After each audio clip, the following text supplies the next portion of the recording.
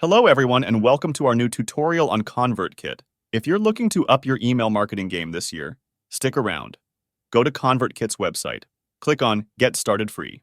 Complete the verification process to confirm you are not a robot. Fill in your details including your name, email, and password. Click on Get Started. Answer some basic questions regarding your email marketing experience, audience size, and goals. Pick a name for your business. Choose a domain and click Continue.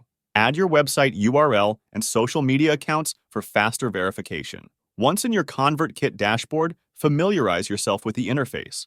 Notice the options at the top: Grow, Send, Automate, Earn, and Learn. Click on the Send option. Select Email Templates. ConvertKit AI will provide several templates for you to choose from.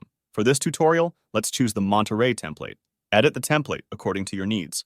Change font size, color, and alignment as you desire. Add or alter template graphics. In the email template window, you can duplicate images for various purposes. Once you're satisfied with your template, you can easily send it to your email list using ConvertKit. Thanks for watching. Hope to see you again.